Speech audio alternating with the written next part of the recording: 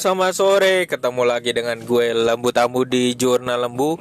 Sore siaran. Sore. Yo. Sore banget. Sorenya masih terang banget sih di sini. Lagi perjalanan pulang. Lagi kepengen nge-podcast aja udah kangen. Karena semenjak WFH nih kerjaan nih banyak banget, jadi mau nge-podcast sering banget karena WFH biasanya paling enak tuh nge-podcast kalau nggak diganggu siapa-siapa, apalagi kalau pas di kendaraan gitu paling enak gitu, jadi nggak ada yang ganggu, jadi pas banget. Akhirnya gue harus paksa nih, gue harus podcast lagi ya gitu. Sebenarnya sih cuman karena sering WFH aja, jadi suasananya kurang dapet kalau nggak sambil dalam perjalanan pulang atau berangkat gitu, jadi enak gitu. Dan kebetulan gue sebenarnya udah punya bahan banyak, jadi kita nanti bisa prepare juga buat langsung di sounding ya di tahun 2021 ini ya gitu. Oke, kita mulai dengan sebuah pertanyaan. Ada orang nanya ke gue nih, jadi kebetulan dia bilang, "Bang,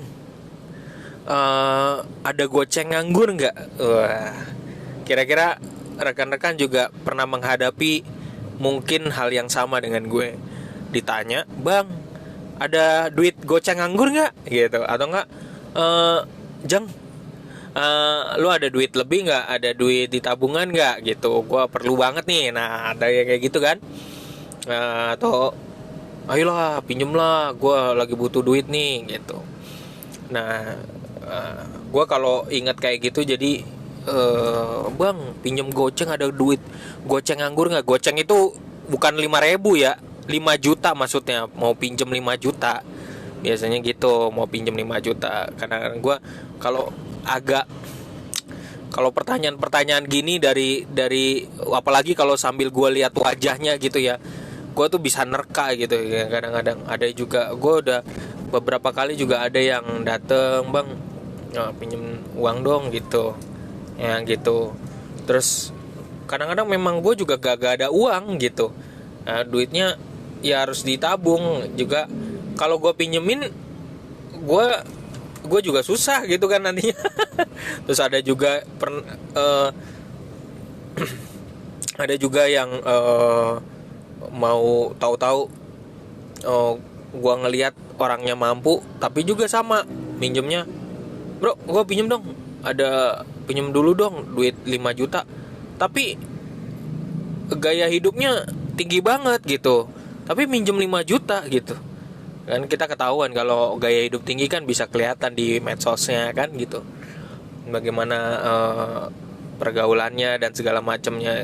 Biasanya males banget nih kalau gue berhadapan kayak gini. Tapi kadang-kadang ada yang juga orang yang sulit gitu ya, pasti biasanya kalau ini banget ya pasti gue pinjemin ya gitu. Nah, tapi kembali lagi ke hal yang utama, kembali lagi ke pembahasan. "Bang, ada goceng nganggur nggak?" gitu ya. Goceng nganggur 5 juta nganggur. Pertama-tama bukan secara kita memang makhluk sosial ya. Kita memang makhluk yang punya semangat gotong royong. Bukan berarti kita ini ada tarik ulur bukan berarti kita nih nggak mau pinjemin duit, tapi kita juga harus kritis. Nah, di sisi lain kita harus kritis. Kita nggak sekonyong-konyong hasil kerja keras kita juga langsung kita kasih ke orang tanpa melihat kebutuhan kita sendiri, tanpa kita kritis pada situasi kita. Walaupun dia mungkin orang yang minjem itu, orang yang nanya itu mungkin benar-benar butuh duit banget ya, butuh duit banget. So, pertama-tama ketika kalau lo berhadapan dengan pertanyaan kayak gitu, ya gue saranin lo harus kritis dulu, lihat tujuannya apa ya gitu.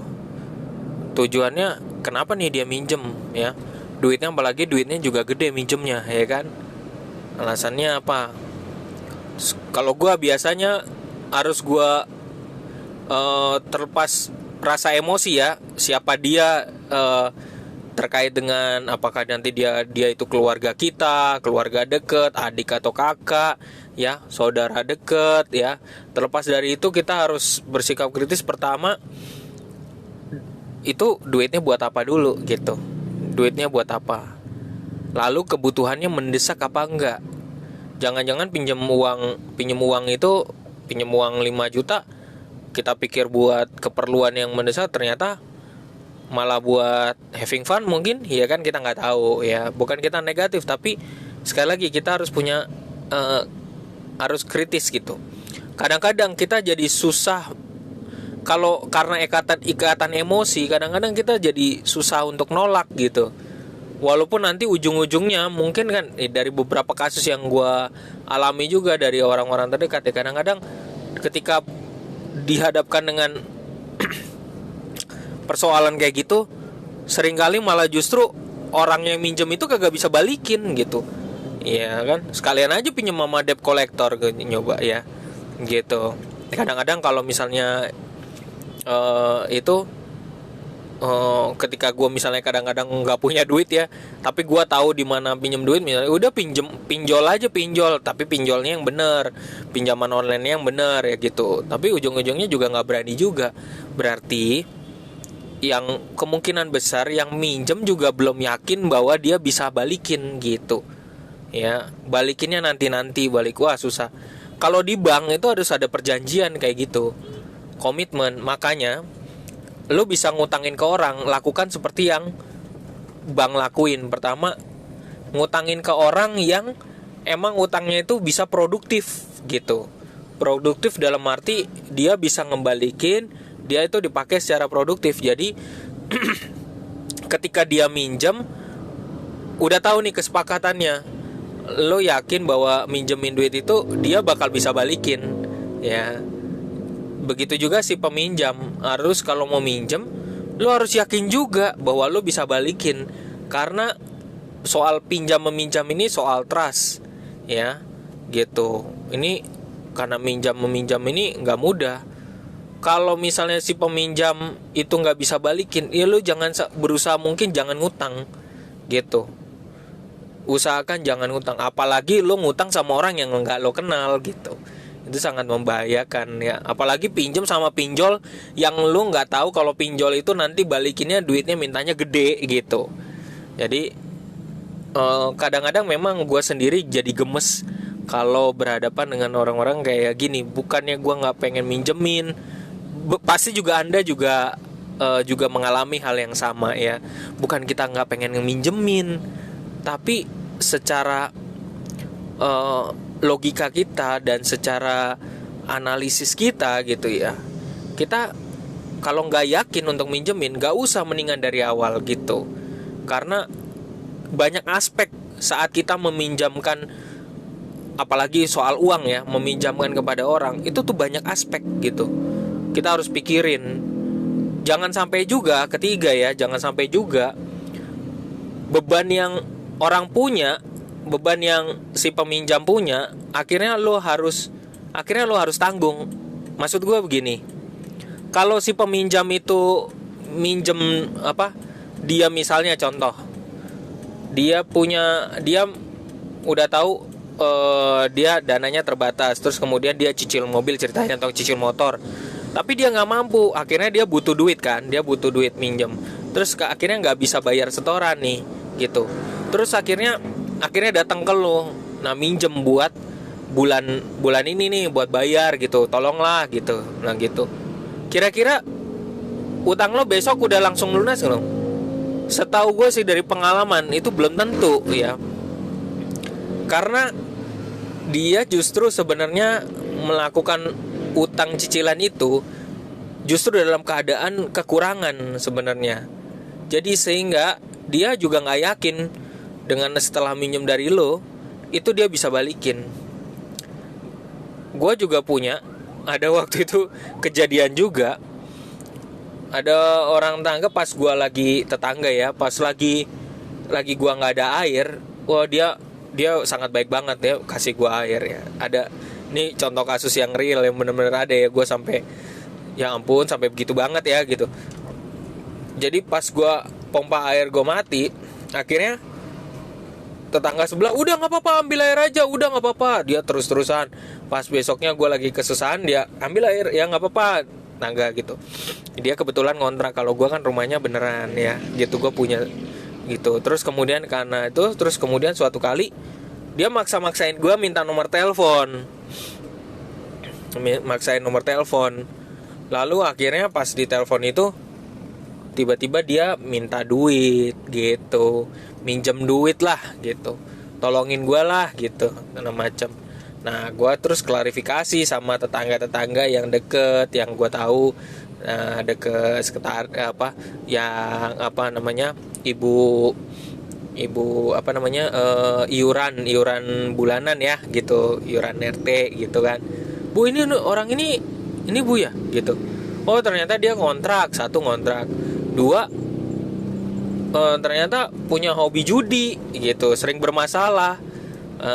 Jadi gitu. Nah latar belakang kita harus pelajari gitu. Ternyata ya gue juga nggak yakin kalau misalnya gue pinjemin uang karena dia juga katanya butuh buat keluarganya, buat makan. Di sisi lain juga gue dengar juga ternyata dia tukang judi juga ya. Jadi kadang-kadang kita juga banyak aspek untuk untuk minjemin duit ke orang jadinya gitu. Banyak, kita juga nggak enak secara emosi ya.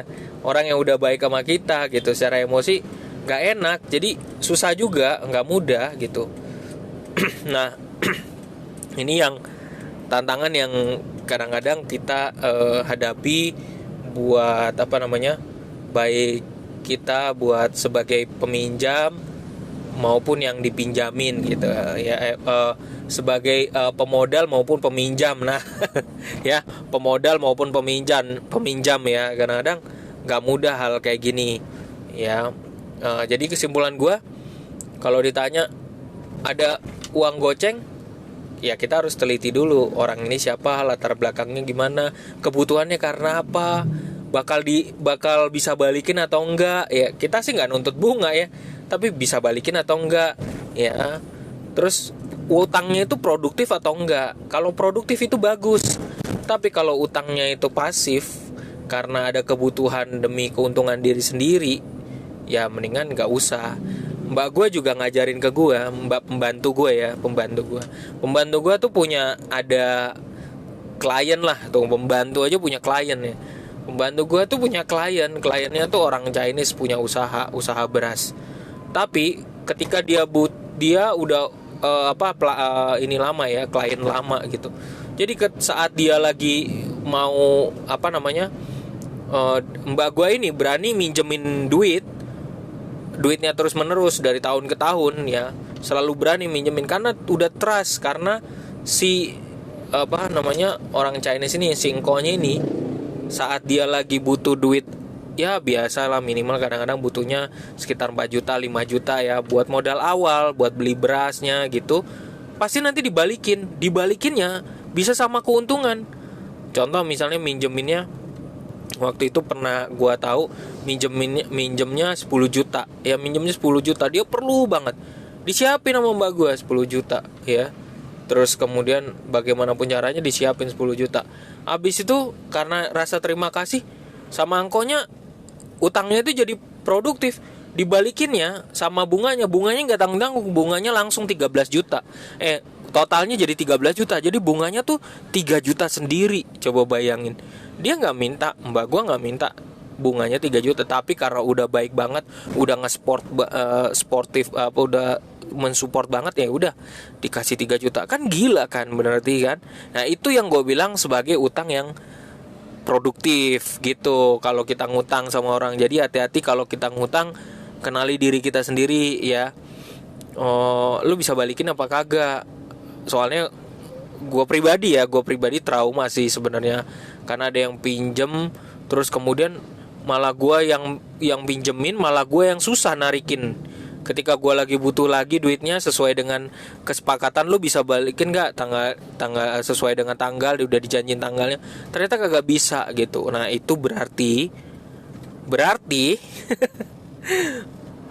catatan keuangan lo, laporan keuangan lo itu sebenarnya minus ya, tapi lo berani ngutang gitu ya. Kemampuan keuangan kita itu udah dalam posisi minus, tapi sok-sok berani ngutang, berimajinasi bahwa Anda pasti bisa ketutup gitu. Mari kita hindari, jangan suka berimajinasi, kita kenali kemampuan keuangan kita sendiri dulu gitu. Jangan asal main utang-utang ya. Juga buat kita sebagai pemodal, kenali baik-baik siapa orang yang kita kenali baik, siapa orang yang akan kita pinjami. Jangan ikutin secara emosi, tapi secara nalar dan logis ya gitu. Thank you, udah gitu dulu dari gua untuk sore ini. Sampai jumpa, kita ketemu lagi nanti di podcast berikutnya. Sorry agak panjang kali ini karena discussnya nih, karena temanya lagi hot banget. Jadi gue semoga lo paham. Kalau kepanjangan mohon maaf ya, tapi semoga lo paham apa yang gue kasih sore ini. Terima kasih untuk waktunya. Jadi belebet ya. Terima kasih, sampai jumpa. Salam dari gue, Lembu Tambun.